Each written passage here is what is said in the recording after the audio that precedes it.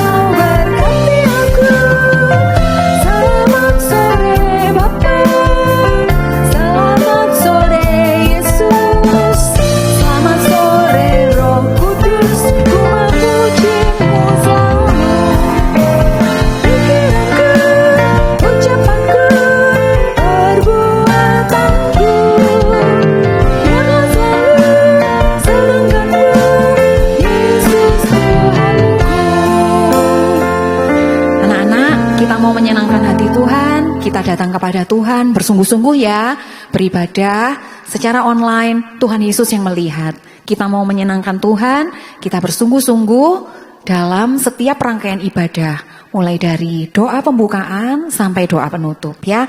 Sekarang kita berdoa, anak-anak lipat tangan, tutup mata. Matanya ditutup, tangannya dilipat ya, ditaruh di dada.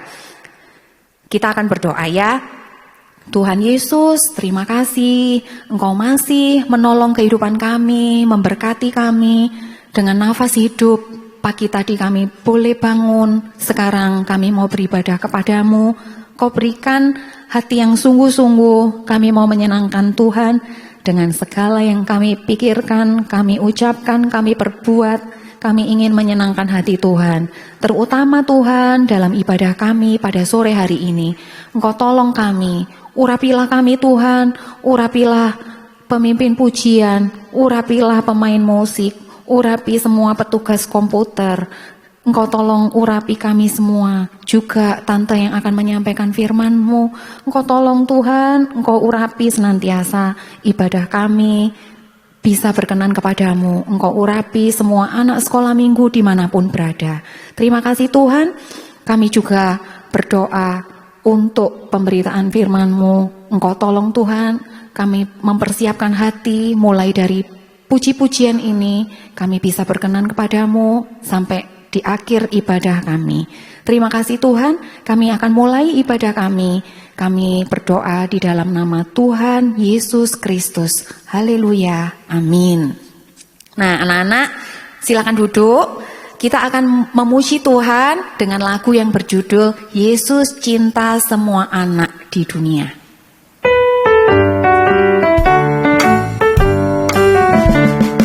Yesus cinta semua anak di dunia. Kuning, putih, dan hitam, semua dicinta Tuhan. Yesus cinta semua anak di dunia. Bahasa Inggris. Jesus loves the little children, all the children of the world.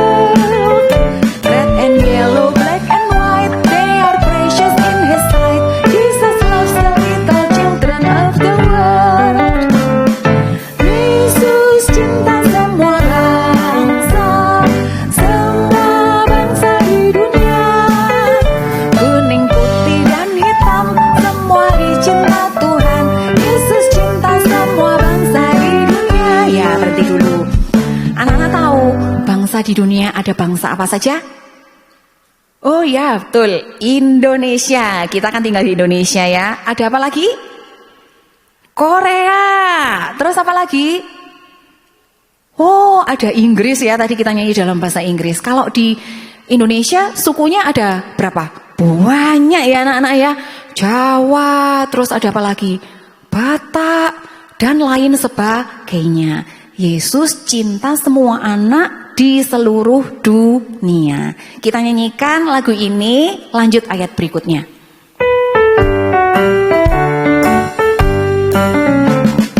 Yesus cinta semua bangsa, semua bangsa di dunia. Jawa, Batak, dan Cina, semua dicinta Tuhan. Yesus cinta semua bangsa di dunia. Yesus cinta semua bangsa, semua bangsa di dunia. Korea, Amerika, dan juga Indonesia. Yesus cinta semua bangsa di dunia.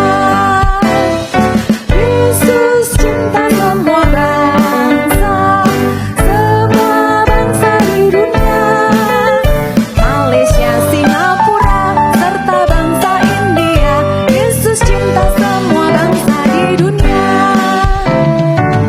Kalau Yesus cinta semua bangsa di dunia, anak-anak juga ya, cintai temannya dari bangsa apapun, kita mencintai teman kita ya. Kita lanjut dengan mendengarkan pengumuman. Anak-anak perhatikan, ibadah sekolah minggu ada di gereja masing-masing. Anak-anak datanglah di gereja untuk beribadah ya.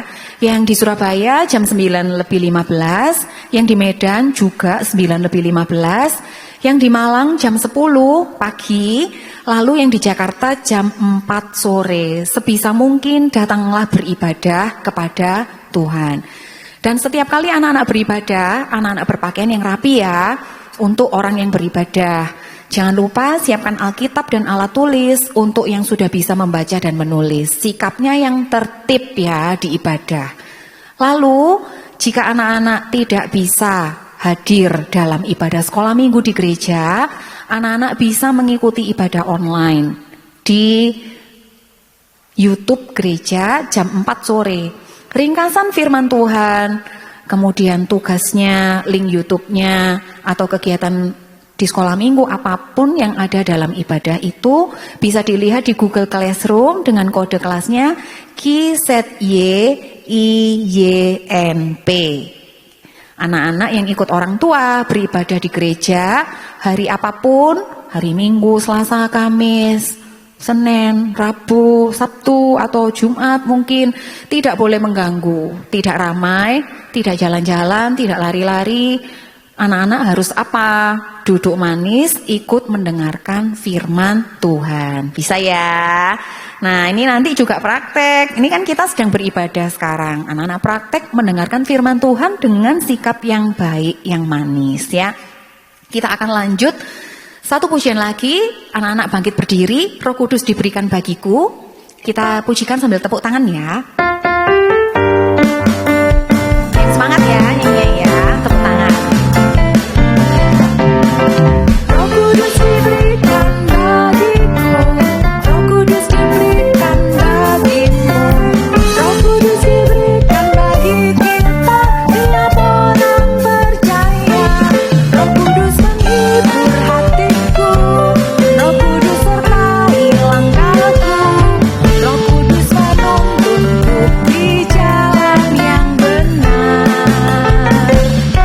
Roh Kudus beriku kekuatan untuk beritakan firman Tuhan bagi semua orang ke ujung dunia.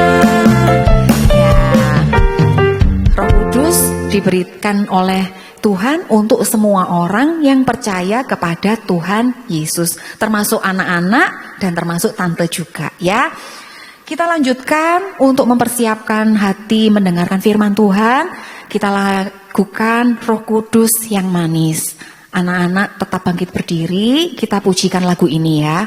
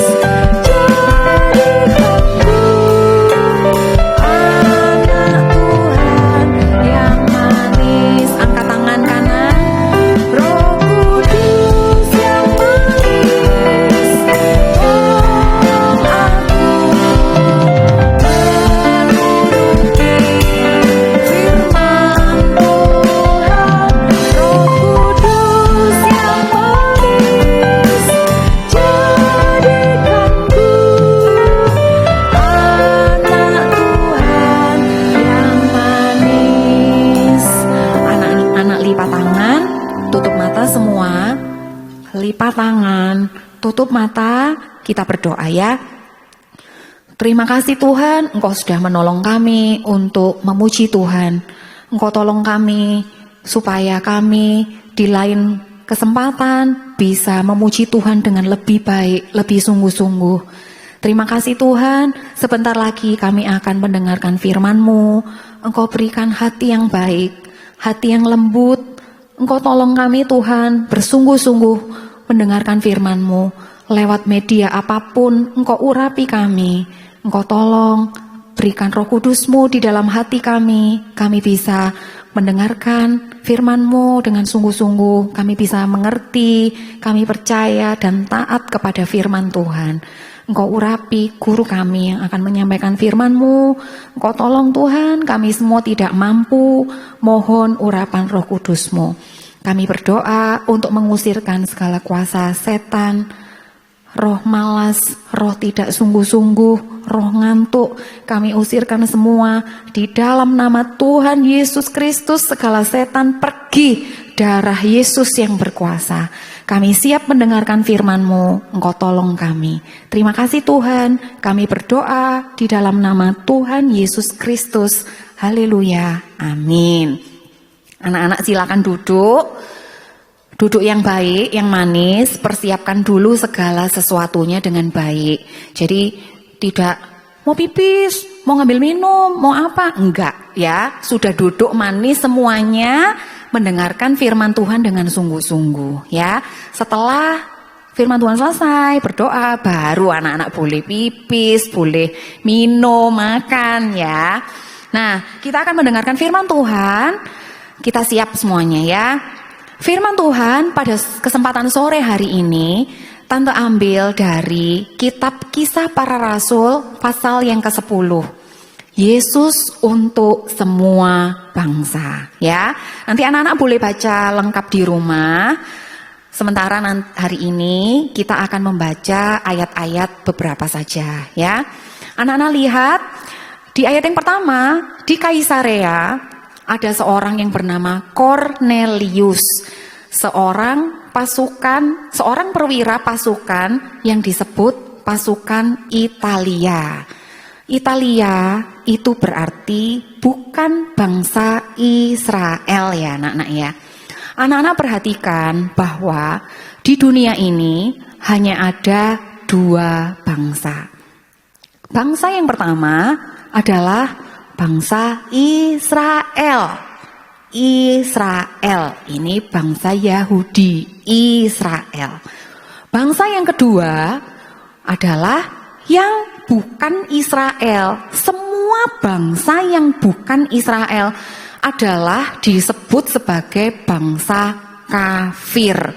Jadi seperti tante Indonesia, anak-anak juga bangsa Indonesia, atau teman-teman yang lain misalnya ada di Amerika, Korea, di mana-mana yang bukan bangsa Israel, itu namanya adalah bangsa kafir. Bangsa yang pertama Israel, bangsa yang kedua itu bangsa kafir. Jadi cuma ada dua bangsa itu ya anak-anak di dunia ini. Seperti yang tadi Kornelius itu perwiranya pasukan Italia, itu bukan bangsa Israel, itu dia adalah bangsa kafir. Ngerti ya? Nah, kita lanjutkan. Tadi kita sudah baca. Nah, Kornelius ini dia adalah orang yang takut akan Tuhan. Dia saleh, beribadah. Dia beserta seisi rumahnya ya. Dia suka memberi sedekah untuk orang-orang Yahudi. Dalam suatu penglihatan, kira-kira jam 3 petang, jelas tampak kepadanya seorang malaikat Allah masuk ke rumahnya dan berkata kepadanya, Kornelius, dipanggil Korneliusnya. Dia menatap malaikat itu dan dengan takut ia berkata, ada apa Tuhan? Jawab malaikat itu, semua doamu dan sedekahmu telah naik ke hadirat Allah dan Allah mengingat engkau. Dan sekarang suruhlah beberapa orang ke Yope untuk menjemput seorang yang bernama Simon dan yang disebut Petrus. Ia menumpang di rumah seorang penyamak kulit yang bernama Simon yang tinggal di tepi laut. Jadi anak-anak, ada 2 orang ya yang kita pelajari di kebaktian sekolah minggu sore hari ini. Yang pertama, Cornelius. Lihat tangannya tante ya, Cornelius.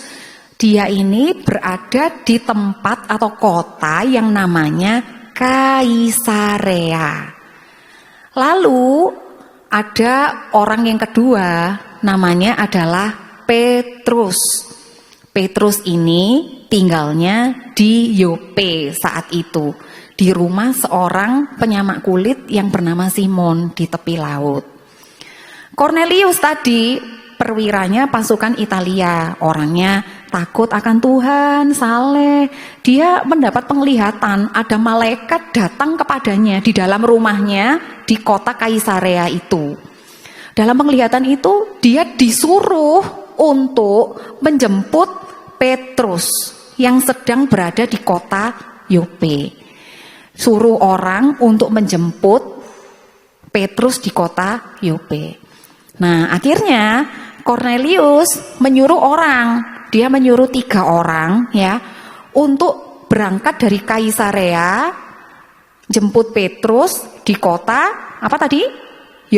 Yope. Jadi dari Kaisarea ke Yope itu butuh perjalanan ya anak-anak ya. Perjalanannya butuh waktu, nggak bisa kayak sekarang dari Malang misalnya mau ke mana gitu cepet gitu, enggak. Ini dari Kaisarea menuju ke kota Yope itu butuh waktu kira-kira seharian.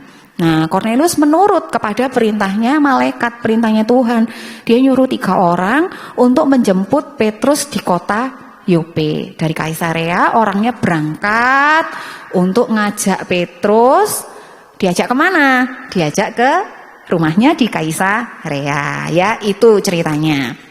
Kita lanjutkan. Sementara itu di kota Yope itu Petrusnya ya, waktu ketiga orang itu masih di perjalanan, kira-kira pukul 12 tengah hari. Jadi di besoknya ya seharian. Petrus naik ke atas rumah untuk berdoa. Ia merasa lapar dan ingin makan. Tetapi sementara makanan disediakan, tiba-tiba rohnya diliputi kuasa ilahi. Tampak olehnya langit terbuka dan turunlah suatu benda berbentuk kain lebar yang bergantung pada keempat sudutnya yang diturunkan ke tanah. Itu kainnya di situ warnanya putih ya anak-anak ya.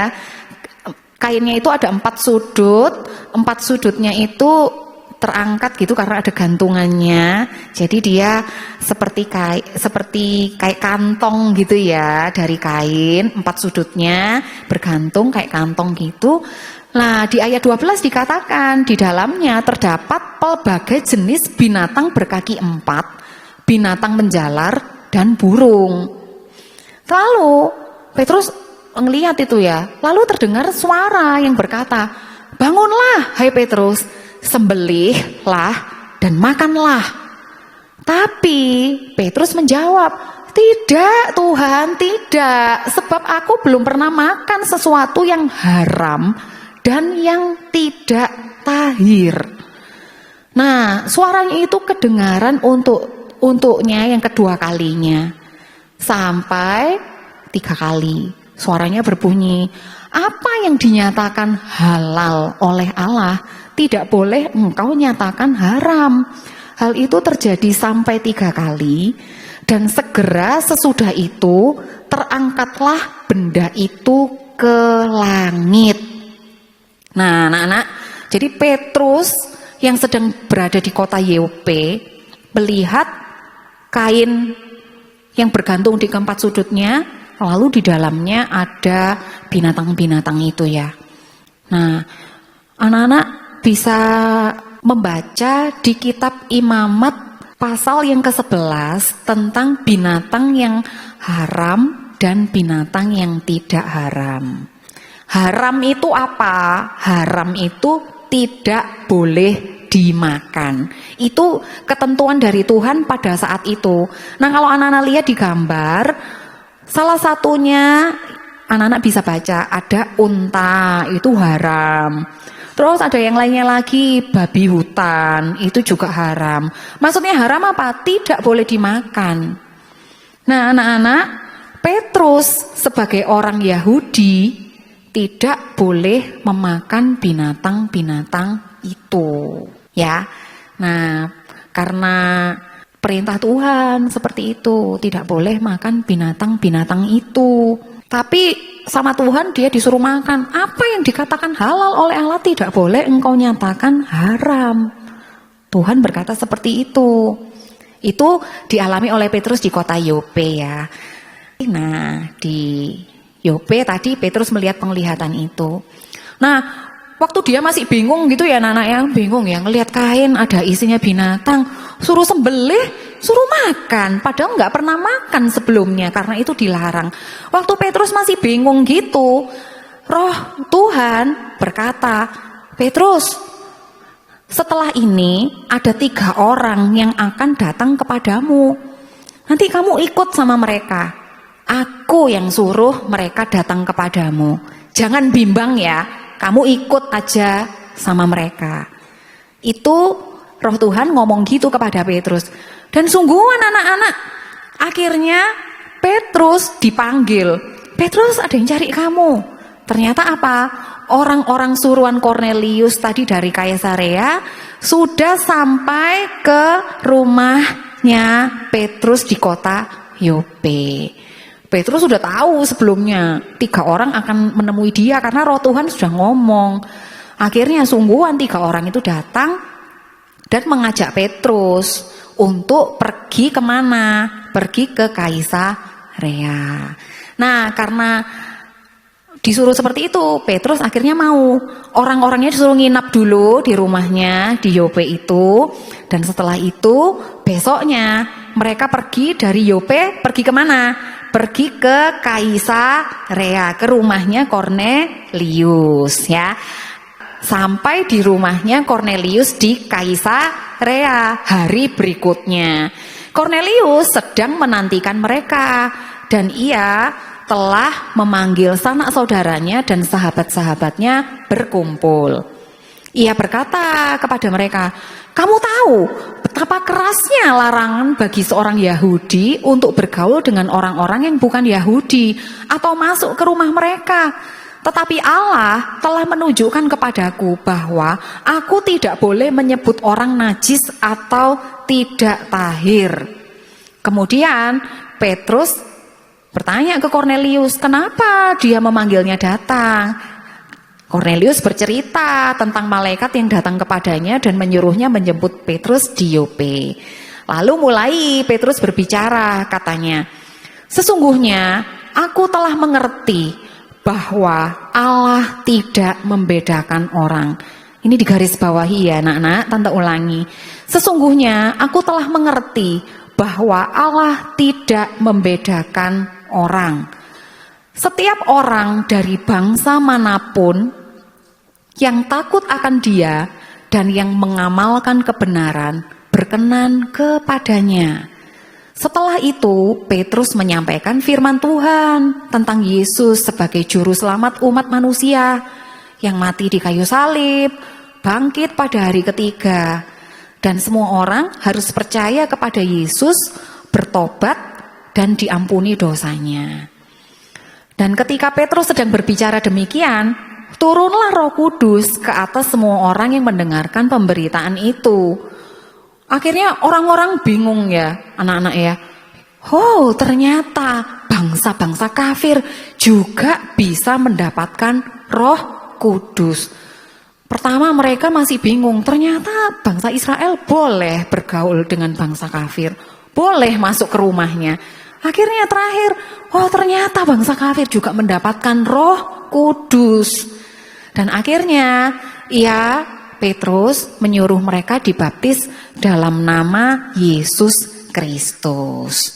Ini adalah firman Tuhan di dalam Kisah Para Rasul pasal 10 tentang Petrus dan Kornelius. Sebagai kesimpulan, tante beri 2 ya, anak-anak bisa lihat di slide. Kesimpulan yang pertama, Yesus adalah untuk bangsa Israel dan bangsa yang bukan Israel atau bangsa kafir. Kalau dulu Yesus ada berupa manusia gitu ya. Tapi terus Yesus sudah mati, disalib, bangkit, pada hari ketiga naik ke surga. Yesus mengutus Roh Kudus. Yesus untuk bangsa Israel dan bukan Israel, Roh Kudus juga untuk bangsa Israel dan bukan bangsa Israel. Roh Kudus juga untuk bangsa Israel dan bangsa kafir. Kita harus percaya kepada Yesus supaya kita diselamatkan. Tanda keselamatan adalah strip pertama, percaya Yesus sebagai juru selamat. Strip yang kedua, bertobat. Berhenti berbuat dosa, kembali pada Tuhan. Yang ketiga, baptisan air dan Roh Kudus. Ini kesimpulan yang pertama. Lalu kesimpulan yang kedua, kita harus taat perintah Tuhan, yaitu tidak membedakan orang. Asalkan takut akan Tuhan dan berbuat kebenaran, orang tersebut berkenan kepadanya. Ini kesimpulan dari firman Tuhan yang Tante sampaikan di sore hari ini. Puji Tuhan ya, Tante sudah menyampaikan firman Tuhan, tinggal sekarang anak-anak yang praktek. Yang pertama, anak-anak tidak boleh membedakan orang ya, dari bangsa apapun. Asalkan syaratnya seperti yang di ayat tadi, takut akan Tuhan dan berbuat kebenaran, orang itu berkenan kepada Tuhan.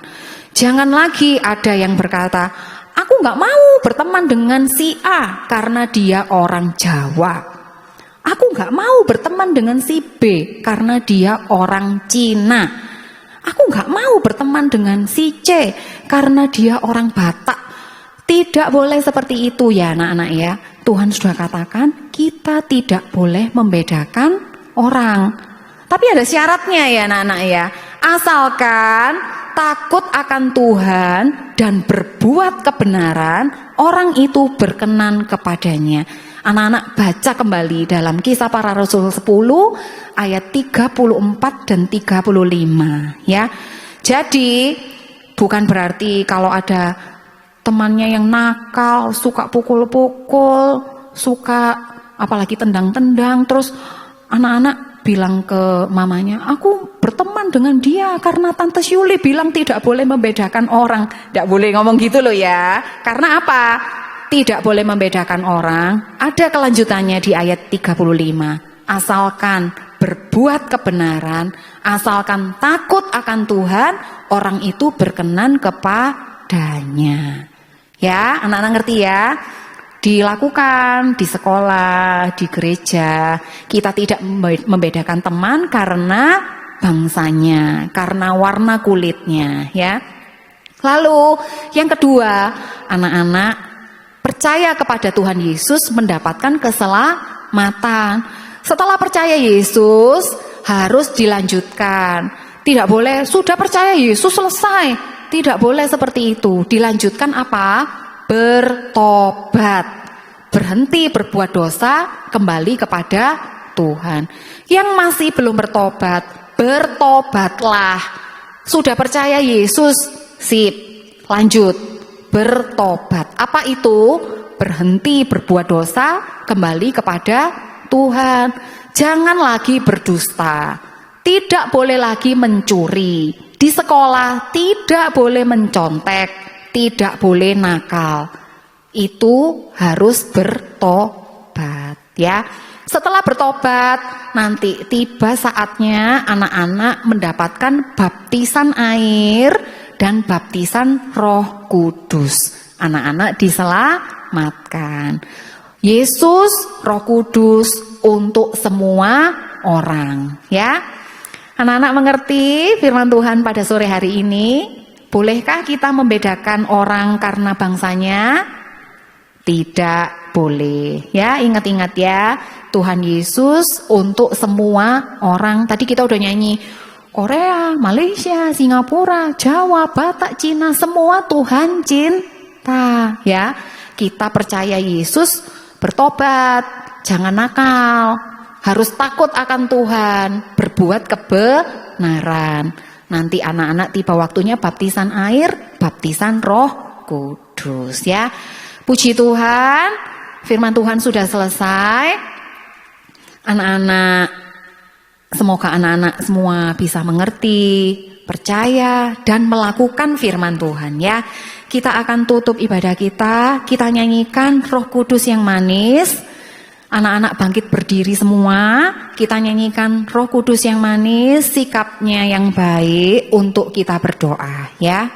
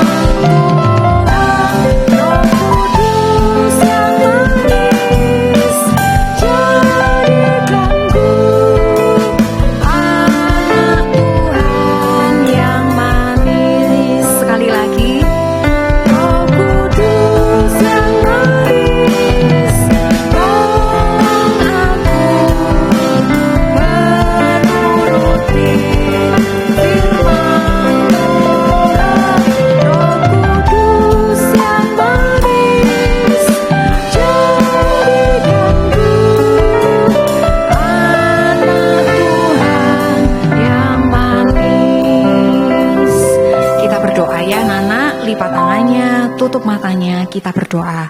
Terima kasih Tuhan, Tuhan sudah menolong kami untuk mendengarkan firman-Mu. Engkau tolong Tuhan, supaya kami bisa percaya, kami bisa praktek firman Tuhan dalam kehidupan kami. Kami bisa melakukan firman-Mu dalam kehidupan kami sehari-hari. Kami tidak membedakan orang karena bangsanya, karena Tuhan Yesus datang untuk semua bangsa. Kami percaya Engkau akan menyelamatkan juga teman-teman kami yang lain. Engkau akan menyelamatkan juga seisi rumah kami. Seperti Cornelius dengan seisi rumahnya sudah diselamatkan. Terima kasih Tuhan, Engkau tolong kami supaya kehidupan kami menjadi anak Tuhan yang takut akan Tuhan. Kami bisa berbuat kebenaran supaya kami bisa menyenangkan hati Tuhan. Terima kasih Tuhan, sebentar lagi kami akan mengakhiri ibadah kami. Engkau tolong kami sepanjang hari yang masih sisa ini. Hari-hari mendatang, Engkau berkati kami semua, Engkau jagai, lindungi dimanapun kami berada. Engkau tolong Tuhan, sekolah kami bisa belajar dengan baik. Kami bisa menjadi kesaksian buat teman-teman kami yang lain. Kami menyenangkan hati Tuhan. Engkau berkati juga orang tua kami dimanapun kami berada, Engkau berkati. Terima kasih Tuhan, Engkau tolong kami di hari-hari ibadah yang akan datang. Kami semakin bersungguh-sungguh datang kepadamu. Kami semakin setia mengikuti Tuhan. Terima kasih Tuhan, kami berdoa di dalam nama Tuhan Yesus Kristus. Haleluya, amin. Selamat sore anak-anak, sampai berjumpa di ibadah yang akan datang. Tuhan memberkati ya.